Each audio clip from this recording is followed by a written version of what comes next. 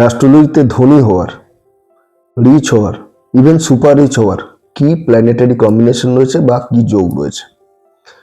প্রথমে বলি, প্রচুর যোগ রয়েছে অ্যাস্ট্রোলজিতে। কোনো যারা অ্যাস্ট্রোলজি লার্নার্স রয়েছেন বা যারা অ্যাস্ট্রোলজার্স রয়েছেন এবং চাইছেন যে খুব সহজে কোনো চার্ট দেখে বুঝতে, যে এই চার্টে সেই ব্যক্তি পসিবিলিটি রয়েছে কিনা যে তিনি ধনী হবেন, কিভাবে সহজে বোঝা যাবে। প্রথমে তো বললাম যে অনেকগুলো যোগ রয়েছে, যেমন লক্ষ্মী বন্দনা যোগ রয়েছে, মহালক্ষ্মী যোগ রয়েছে, যশ কীর্তি যোগ রয়েছে এবং আরও একটা যোগ রয়েছে গুরু শিষ্য যোগ। এই যোগগুলো নিয়ে আলোচনা করতে গেলে টাইম লাগবে। It will take time to explain all this yogas. কিন্তু কি প্ল্যানেটারি কম্বিনেশন রয়েছে যা দেখে ইজিলি বোঝা যাবে যে এই ব্যক্তি, যে ব্যক্তির চার্ট আপনারা দেখছেন, সেই ব্যক্তি কিন্তু ধনী হতে পারে এবং ধনী হবে, রিচ হবে, বা তিনি অলরেডি কোনো ওয়েলথি বা অ্যাফ্লুয়েন্ট ফ্যামিলিতে জন্মগ্রহণ করেছেন। সেটাই বা কিভাবে বোঝা যাবে? প্রথমে বললাম যে যোগগুলো এক্সপ্লেন করতে টাইম লাগবে। প্ল্যানেটারি কম্বিনেশনগুলো কি?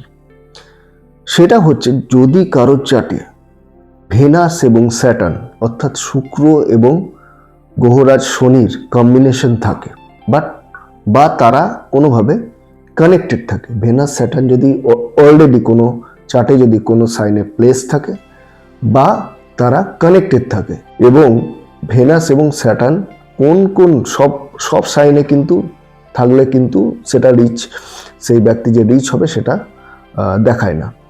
বিশেষ কিছু সাইন রয়েছে, যেমন কোন কোন সাইন, যে সাইনগুলোতে শুক্র এবং গ্রহরাজ দুটোই শক্তিশালীভাবে অবস্থান করে।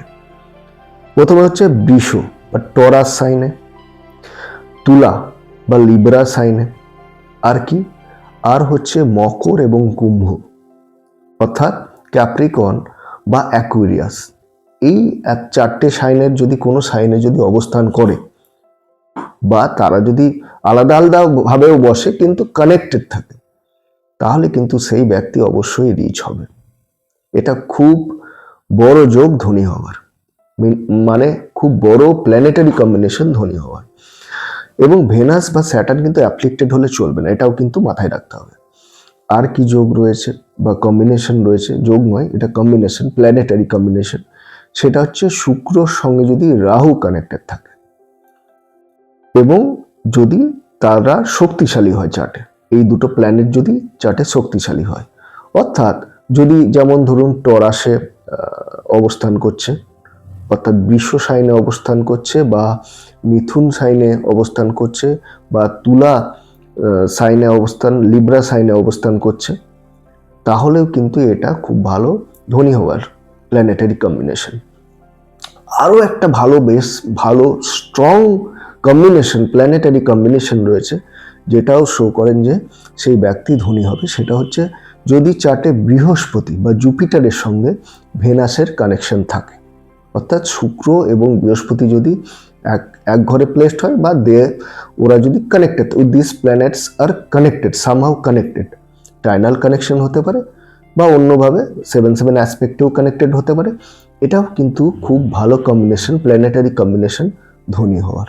তাহলে এতগুলো কম্বিনেশনের কথা আমরা জানলাম, যে কম্বিনেশন দেখে ইজিলি বোঝা যাবে যে এই ব্যক্তি কিন্তু ভবিষ্যতে ধনী হওয়ার সম্ভাবনা রয়েছে, দারুণভাবে ধনী হওয়ার সম্ভাবনা রয়েছে, এবং জেনারেলি এরা রিচই হয়। আরও এবার হচ্ছে যে কিভাবে বুঝবেন যে সেই ব্যক্তি কিন্তু অলরেডি কোনো ধনী পরিবারে জন্মগ্রহণ করেছে। সেটার জন্য জুপিটারের অবস্থান দেখতে হয়, যে কোন সাইনে কোনো বেশ কিছু সাইন রয়েছে, সেই সাইনে জুপিটার অবস্থান করলেই কিন্তু আপনি ইজিলি বুঝতে পারবেন যে এই ব্যক্তি অলরেডি ধনী পরিবারে জন্মগ্রহণ করেছে। দেখুন, এতগুলো প্ল্যানেটারি কম্বিনেশন বললাম, সেখানে কিন্তু একটা প্ল্যানেট কমন ছিল, সেটা হচ্ছে ভেনাস বা শুক্র। ভেনাস বা শুক্র অ্যাকচুয়ালি রিপ্রেজেন্ট করে অর্থ, ওয়েলথ, এই সমস্ত জিনিসকে। এবং ভেনাসের যে ডেইটি, সেই ডেইটি হচ্ছে মা লক্ষ্মী। তাহলে বুঝতে পারছেন, মা লক্ষ্মীর আশীর্বাদ ছাড়া কিন্তু রিচ হওয়া যাবে না।